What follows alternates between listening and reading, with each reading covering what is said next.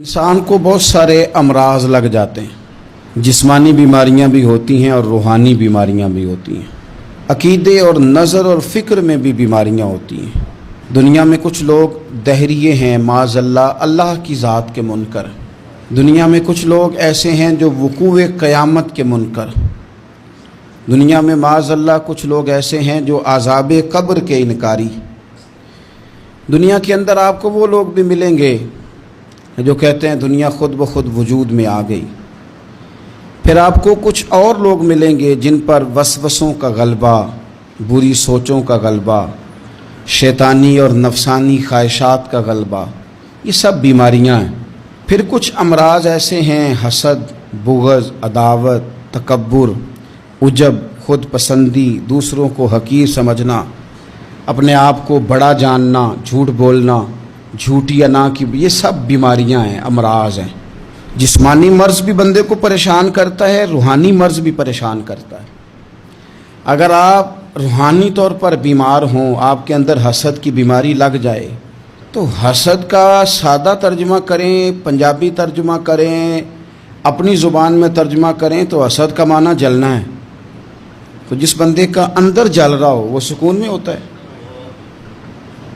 اندر آگ لگی ہو حسد کی تو وہ بندہ قرار پائے گا۔ بہت بڑی بیماری ہے۔ لوگ کہتے ہیں پتہ نہیں مجھے کیا ہے، پتہ ہے آپ کو پر آپ توجہ نہیں کر رہے۔ تکبر ایک بیماری ہے۔ تکبر والا بندہ دل کی جگہ روڑا رکھ لیتا ہے، پتھر، تو اندر بندے کا سخت ہو جائے۔ وہ ہمارے ہاں لوگ کہتے ہیں کہ میری نا ٹانگوں میں بڑی درد ہے، تو پنجابی کہتے ہیں کھلیاں پہ گئی ہیں۔ وہ کیا ہے جی؟ کہتے ہیں سخت ہو گئی ہیں ٹانگیں، چلا نہیں جاتا۔ ٹانگیں سخت ہو جائیں تو گزارا نہیں ہوتا، تو دل سخت ہو جائے تو۔ اب میری بات کو سمجھیں، ہمارے اندر نا بیماریاں ہیں، ہم وہ کڑتے رہتے ہیں، وہ جلتے رہتے ہیں، وہ تکبر میں آ جاتے ہیں، عداوت ہے، بغض ہے، کینہ ہے، ماننے کو تیار نہیں ہوتے۔ یعنی دنیا میں یہ سارے لوگ کہہ رہے ہیں کہ مجھ سے حسد ہو رہا ہے، یہ کوئی بھی نہیں کہہ رہا کہ میں کر رہا ہوں حسد۔ تو اگر سب سے ہو رہا ہے تو وہ بندہ کہاں ہے جو کر رہا ہے؟ سب کہتے ہیں کہ بڑا تکبر آ گیا جی لوگوں میں، تو وہ لوگ کدھر ہیں جی جو تکبر کر رہے ہیں؟ وہ بھی، اس کو بھی تو ماننا چاہیے نا میں کرتا ہوں۔ تو یہ ساری بیماریاں، جسمانی، بلڈ پریشر، شوگر اور ہیپاٹائٹس اور معاذ اللہ کینسر، اور یہ سب بیماریاں روحانی بھی جسمانی بھی، تو یا اللہ جائیں کدھر؟ فرمایا وَنُنَزِّلُ مِنَ الْقُرْآنِ مَا هُوَ شِفَاءٌ وَرَحْمَةٌ لِّلْمُؤْمِنِينَ۔ فرمایا میں نے جو تمہیں قرآن عطا فرمایا ہے نا، تو اس میں مومنوں کے لیے شفا بھی ہے اور رحمت بھی ہے۔ یہ تمہاری تمام بیماریوں کی شفا ہے، اس میں تمام بیماریوں کی۔ ہم مریض ہیں، ہماری کل شفا قرآن پاک کے ساتھ وابستہ ہے۔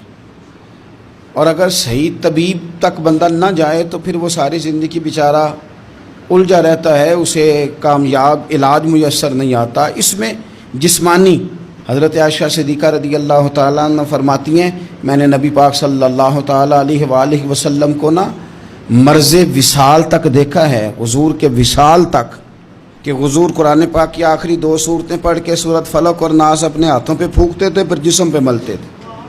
قرآن پاک میں شفا ہے۔ اب تو لوگوں نے دم درود کو نا اس کو بڑا ہلکا سا کام سمجھ لیا۔ ویسے بھی یہ عاملوں کے ہتھے چڑھ گیا، ملنگوں کے ہتھے چڑھ گیا، کاروبار بن گیا، تجارت بن گئی۔ ورنہ قرآن پاک کی آیات پڑھی جائیں تو حضور نے فرمایا سورہ فاتحہ میں شفا ہے، اس میں کرم ہے۔ یہ چیزیں جو بڑی ہمارے لیے سود مند تھی، فائدہ مند تھی، ہم چھوڑ گئے۔ ایک بڑی خوبصورت حدیث ہے، سنیے گا۔ حضرت ابو سعید خدری رضی اللہ تعالیٰ عنہ حدیث کے راوی ہیں، بخاری میں موجود ہے۔ ارشاد فرماتے ہیں کہ ہم ایک سفر پہ تھے، واپس آ رہے تھے، ایک جگہ رات کو قیام کیا، سونا تھا، بستی تھی۔ بستی کے لوگوں نے نہ کھانا پوچھا نہ پانی پوچھا، کوئی ضیافت نہیں کی۔ آدھی رات کا وقت آیا تو ایک بندہ دوڑا دوڑا آیا، کہنے لگا ہمارے سردار کو بچھو نے کاٹ لیا ہے، تم میں سے کوئی بندہ دم درود کر لیتا ہے؟ تو ایک صحابی کہنے لگے کر تو لیتے ہیں، پر تم نے چونکہ ہمیں کھانا پانی تک نہیں پوچھا، تم اگر دم کراؤ گے تو مفت نہیں کریں گے۔ بخاری پڑھ رہا ہوں، پیسے لگیں گے۔ کتنے پیسے؟ بکریوں کا ایک ریوڑ پورا۔ شارحین نے لکھا 40 بکریاں، کنے دما دیاں؟ اور بھائی اس سے کوئی بندہ جواز نہ لے کہ پیسے لینے جائز ہیں، اس سے جواز نہ حاصل کرے۔ آپ بات کو سمجھیں، پس منظر کیا ہے؟ پانی تک نہیں تم نے پوچھا۔ کچھ لوگوں کا علاج ہوتا ہے، انہوں نے کہا پیسے لیں گے دم کر دیں گے۔ صحابی نے کہا، حضرت ابو سعید خدری رضی اللہ تعالیٰ عنہ فرماتے ہیں وہ چونکہ تنگ تھے، بچھو کاٹ گیا اور سردار کو کہا چل تو صحیح نا۔ وہ صحابی گئے، سورہ فاتحہ پڑھ کے دم کیا، اور حدیث بخاری سے میں آپ کو دکھاؤں گا۔ لوگ کہتے ہیں دم کدھر سے آ گیا؟ بخاری پڑھ رہا ہوں، صحیح بخاری۔ شفا تو اللہ نے دینی ہے نا، رب کریم نے شفا دے دی۔ بکریاں لے لیں، آ گئے جہاں آرام کر رہے تھے اس جگہ۔ صحابہ میں اختلاف ہو گیا، کچھ کہنے لگے بکریاں لینی چاہیے تھی، کچھ کہنے لگے نہیں لینی چاہیے تھی۔ حضرت ابو سعید خدری رضی اللہ تعالیٰ عنہ فرماتے ہیں پھر ہم نے فیصلہ کیا چپ کر کے سو جاؤ، صبح حضور کی بارگاہ میں جائیں گے۔ اگر کریم نے کہا لینی چاہیے تھی پھر تو موج بن گئی، اور اگر کہا نہیں لینی چاہیے تھی تو بکریاں ہانک کے واپس کر جائیں گے۔ مسئلہ کیا ہے؟ کہتے ہیں صبح گئے حضور کی بارگاہ میں، جا کے مسئلہ عرض کیا، یا رسول اللہ انہوں نے بھی پانی کوئی نہیں پوچھا تھا، ہم نے بھی کہا دم کریں گے تو پیسے لیں گے، تو ہم نے یہ بکریاں لی ہیں۔ شارحین لکھتے ہیں 40 تھی شاید، تو یا رسول اللہ اب کیا کریں؟ حضور مسکرانے لگے، حضور مسکرانے لگے۔ جس کے گچھے سے لچھے جڑے نور کے، ان ستاروں کی نزہت پہ لاکھوں سلام، اور جس کی تسکین سے روتے ہوئے ہنس پڑیں، اس تبسم کی عادت پہ لاکھوں سلام، اور ان کی باتوں کی لذت پہ بے حد درود، ان کے خطبے کی ہیبت پہ لاکھوں سلام۔ حضور مسکرانے لگے اور مسکرا کے پوچھا اچھا پڑھا کیا تھا؟ یا رسول اللہ سورہ فاتحہ۔ فرمایا سکھائی کس نے تھی؟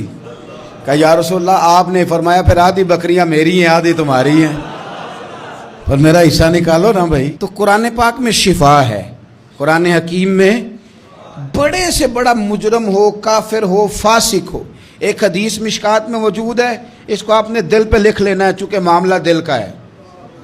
نبی پاک صلی اللہ تعالیٰ علیہ وسلم نے فرمایا جس طرح بارش میں پڑے لوہے کو زنگ لگ جاتا ہے، اس طرح دل کو زنگ لگ جاتا ہے۔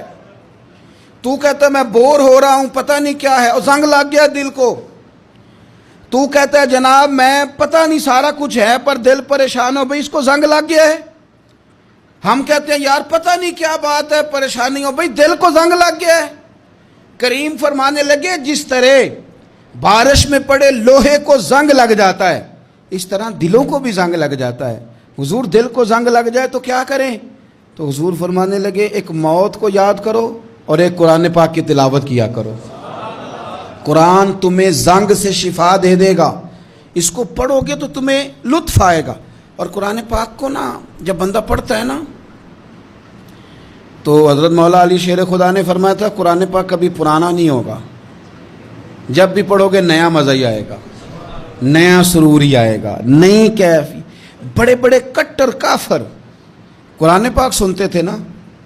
ایک دن عتبہ کہنے لگا ابو جہل سے اور دیگر لوگوں سے کہ بڑی ہو گئی لڑائی، بڑی ہو گئی بحث، اس طرح کرتا ہوں میں جا کے نہ تو محمد ابن عبداللہ صلی اللہ میں جا کے بات کرتا ہوں حضور سے۔ عتبہ آ گیا کہنے لگا میں مذاکرات کرتا ہوں۔ سب نے کہا چل تو سیانا آدمی ہے، سمجھدار ہے، چلا جا۔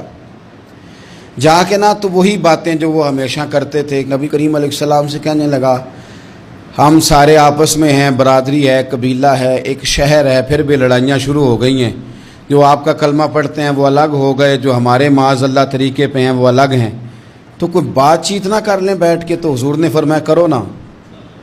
کہنے لگا اگر آپ سرداری چاہتے ہیں تو ہم دیتے ہیں، اور اگر آپ مال و دولت چاہتے ہیں تو معاذ اللہ ہم دیتے ہیں، جو آپ کہتے ہیں ہم کرتے ہیں۔ کسی طرح کا بھی آپ کا مطالبہ ہے تو ہم پورا کرنے کو تیار ہیں، تو آپ بتا دیں ہم وہ کر دیتے ہیں۔ وہ بڑی اس نے لمبی چوڑی تقریر کی، جتنی آفریں گنا سکتا تھا گنوائیں۔ کریم خاموش رہے۔ جب اس کی بات پوری ہو گئی تو حضور فرمانے لگے میں بھی کچھ بولوں؟ کہنے لگا بولیں۔ میرے نبی پاک نے قرآن پاک پڑھنا شروع کر دیا، چند آیتیں پڑھی، کھڑا تھا بیٹھ گیا، پھر اٹھ پڑا، کبھی ادھر جاتا ہے کبھی ادھر آتا ہے۔ حضور نے تلاوت ختم کی، کہا کوئی بات کرنی ہے؟ کہنے لگا نہیں مجھے اجازت دے دے۔ واپس گیا، جب گیا نا تو ابو جہل دور سے دیکھ کے کہنے لگا جو گیا تھا وہ تو عتبہ تھا، اور یہ جو آ رہا ہے یہ کوئی اور ہے، یہ کوئی اور ہے، یہ وہ نہیں ہے جو گیا تھا۔ واپس آیا تو کہا کیا طے ہوا؟ کہنے لگا یار طے کیا کرنا ہے، میں نے شاعر بھی دیکھے، کاہن بھی دیکھے، جادوگر بھی دیکھے، میں نے زمانہ گھوما ہے، پر جو قرآن وہ پڑھتے ہیں وہ بندے کا کلام نہیں، وہ رب کریم کا ہی کلام ہے، وہ اللہ کا کلام ہے، تم نہیں مقابلہ کر سکتے، تم باز آ جاؤ، وہ تمہارے بس کی بات نہیں۔ تیرے آگے ہیں یوں دبے لچے فصحا عرب کے بڑے بڑے، کوئی جان منہ میں زبان نہیں بلکہ جسم میں جان نہیں، اور کروں تیرے نام پہ جان فدا، نہ بس ایک جان دو جہاں فدا، میرا دو جہاں سے بھی نہیں جی بھرا، میں کروں کیا کروڑوں جہاں نہیں۔ طفیل بن عمرو دوسی مکہ شریف آئے تجارت کے لیے، پہلے بھی آیا کرتے تھے، کہتے ہیں میں بہترین شاعر تھا، مکے آیا سامان بیچتا تھا، کچھ خرید کے لے جاتا تھا۔ ابو جہل مجھے کہنے لگا تو ہمارا دوست ہے، پرانا سجن ہے، تیرا آنا جانا ہے، اور تجھے یہاں اس شہر میں چونکہ تو ہمارا مہمان ہے تو ہر بات سے آگاہ کرنا ہمارا ذمہ داری ہے۔ یہاں ایک شخص ہے محمد ابن عبداللہ، محمد ابن عبداللہ صلی اللہ تعالی علیہ وسلم اعلان نبوت کرتے ہیں، اور معاذ اللہ شاعر ہیں، جادوگر ہیں، ان کی تو نے بات نہیں سننی۔ کہتا میں نے کہا مجھے کیا ضرورت ہے، میں نے چند ہفتے ٹھہرنا ہے، مال بیچنا ہے، کچھ خریدنا، چلے جانا ہے، مجھے کیا ضرورت ہے؟ کہا اچھا میں نہیں سنوں گا بات۔ کہتا مجھے نظر آئے کئی دفعہ حضور، اور جہاں حضور ہوتے تھے میں قریب ہی نہیں جاتا تھا۔ کہتے ہیں ایک دن نا حرم شریف میں سادے سے کپڑے اور پاؤں میں سونے جوتے اور سر پہ یوں امامہ کے جیسے فرشتے بھی جھک جھک کے زیارت کرتے ہیں۔ کہتے ہیں کہ نور بھری کیفیات حضور تشریف لائے، اور تشریف لا کے رسول کائنات علیہ السلام حرم کعبہ کے ساتھ ٹیک لگا کے بیٹھ گئے، سر سے لے کر پاؤں تک تنویر ہی تنویر ہے۔ حضور تشریف فرما ہوئے، قرآن پاک پڑھنے لگے۔ میں جب حضور کے قریب سے گزرتا تھا تو کانوں میں روئی دے کے گزرتا تھا، پر طفیل کہتے ہیں آج نا تھوڑی سی آواز میرے کانوں میں گئی، قرآن پڑھا محبوب نے۔ اور ویسے بھی کیا کمال ہوگا جب یاسین والے نبی خود یاسین پڑھتے ہوں، جب طٰہٰ والے نبی اپنی زبان سے طٰہٰ کی تلاوت کرتے، وَالضُّحَىٰ وَاللَّيْلِ إِذَا سَجَىٰ جن کے بارے میں آیا جب وہ تلاوت کرتے ہوں، الم نشرح لک صدرک جن کے سینے کی تعریف اللہ نے کی، جب وہ ان آیتوں کی تلاوت کرتے ہوں گے تو کیا شان ہوگی۔ جن کو رب کہے وَلَسَوْفَ يُؤْتِيكَ رَبُّكَ فَتَرْضَىٰ حبیب تجھے اتنا دوں گا کہ تو راضی ہو جائے گا، تو جب حضور خود یہ آیتیں پڑھتے ہوں گے تو انداز کیا ہوتا ہوگا۔ کہتے ہیں وہ تھوڑی آیتیں سنی پر قربان جائیں میرا تو کوئی دل ہی بدل گیا۔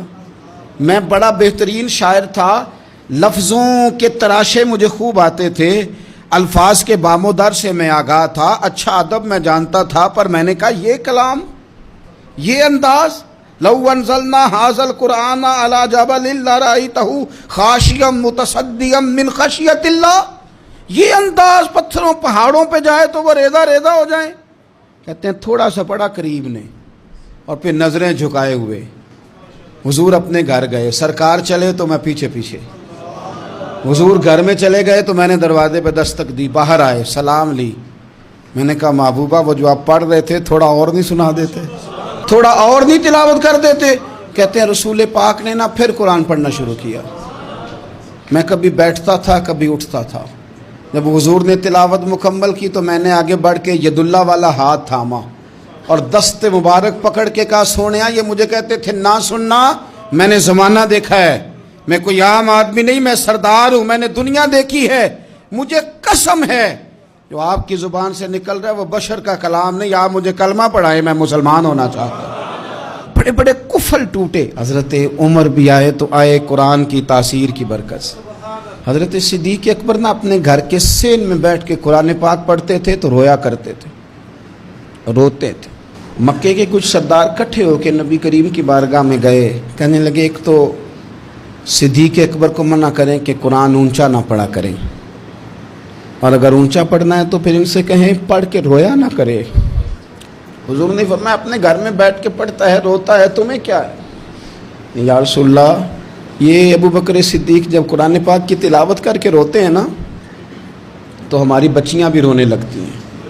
हमारी औरतें घर का काम काज छोड़ के तो सिद्दीक अकबर के दरवाजे पे खड़ी होकर रोती रहती। हुजूर उनसे कहें ये कुरान से जो शगफ है इनका, कहाँ गए मुसलमान जो कुरान पढ़ने वाले थे, किधर गए? सारा कुछ ही हमारा मोबाइल ले गया। मैं किस तरह ये बात बयान करूं कि कुछ लोगों ने रमज़ान में भी कुरान पाक एक भी ख़त्म नहीं किया, रमज़ान शरीफ में भी एक कुरान पाक की तौफीक नहीं हुई, ले गया सारा कुछ हमारी खुश गपियाँ। कमाल हो गई, हमने सोचा ही नहीं, फिक्र ही नहीं की। संगियो वापस आओ, कुरान पाक से प्यार करो, कुरान पाक से मोहब्बत करो, कुरान की तालीम हासिल करो। लोग कहते हैं मैं बूढ़ा हो गया हूँ, ज़ुबान मोटी हो गई है, कुरान कैसे सीखूँ? 38.5 साल की उम्र में कलमा पढ़ा हज़रत सिद्दीक़ अकबर ने। कुछ सहाबा इनसे भी उम्र में ज़्यादा थे, तो बड़ी उम्र में दीन सीखा कि छोटी उम्र में सीखा? हमें क्या हो गया है? कुरान पाक की तरफ तवज्जो करो। मेरे नबी पाक अलैहिस्सलाम ने फरमाया इस कुरान की बरकत से अल्लाह कौमों को उरूज अता करेगा, इसकी बरकत से ही कौमों को ज़वाल होगा। हज़रत आयशा सिद्दीक़ा कहती हैं हुजूर रात को नमाज की नियत बांधते थे तो एक ही आयत पढ़ते थे, सारी रात एक ही आयत पढ़ते रहते थे, रोते रहते थे। और जब हुजूर रोते थे तो जिस तरह हंडिया उबले तो आवाज़ आती है, इस तरह हुजूर के सीने से आवाज़ आती थी। जुबैर बिन मुतअम कहते हैं मैं बदर के कैदियों के बारे में बात करने आया हुजूर से, तो नबी पाक मगरब की जमात करा रहे थे। जब मैं मदीने पहुंचा तो मस्जिद नबवी के बाहर खड़े होके मैंने हुजूर की तिलावत सुनी। फरमाते हैं बस मैं तो बात करने आया था ना, तो वो आयतें सुनी तो मुझे यूँ लगा मुझ पे बिजलियाँ गिर रही। कौन है जो मेरे दिल के कुफर और कुफल धो रहा है? बस कुरान सुनता गया और रब मुझे ईमान की तौफीक अता फरमाता गया। मैंने कलमा पढ़ लिया, मुसलमान, कुरान ही हमारे हर मसले का हल है। मैं क्या करूं? कुरान पढ़ते हैं हमारे यहाँ, पर कब्रों पे पढ़ा जाता है, पर ख़त्मों पे। क्या कुरान पाक का ये हक नहीं था कि वो शादी वाले दिन भी पढ़ा जाता? क्या कुरान पाक का ये हक नहीं था कि वो असेंबली में भी पढ़ा जाता?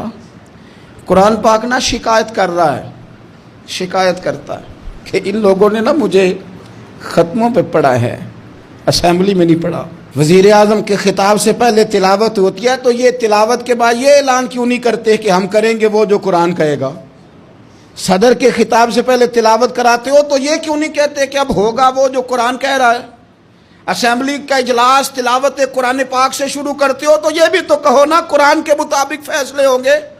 अदालतों में कस्में उठाने के लिए कुरान रह गया है, इस पे हाथ रख के कहो जो कहूँगा सच कहूँगा। आज के बाद वकील भी हाथ रखे ना कुरान पाक पे, जज भी हाथ रखे कुरान पाक पे, गवाह भी रखे, मुल्जम भी रखे और मदई भी बताए कि इसने पर्चा सही दर्ज कराया है, इसने सही दर्ज कराया है, नाम सही लिखवाएं, और ये सारे बताएं जज से लेकर मुल्जम तक कि हम फैसला वो करेंगे जो कुरान पाक ने हमें कहा है। सिर्फ कसमों के लिए रह गए। 2 सूरतें पढ़नी नहीं आती और तुम बीच में कुरान पाक को लाके कसमें उठाते हो। वो ताजर जो दुकान शुरू करने से पहले तिलावत कराता है, किस लिए कराता है? कि मैं तजारत कुरान पाक के मुताबिक कराऊंगा, इसलिए कराता है। वो तो कहता है ज़रा दुकान सही चले, ज़रा बरकत आ जाए। बरकत निरी तिलावत कराने से नहीं आएगी, कुरान के मुताबिक तजारत कर, फिर ज़्यादा बरकत आएगी। कुरान के मुताबिक कुरान के इल्म को आम किया जाए, कुरान के नूर को आम किया जाए, कुरान पाक के इदारे मजबूत किए।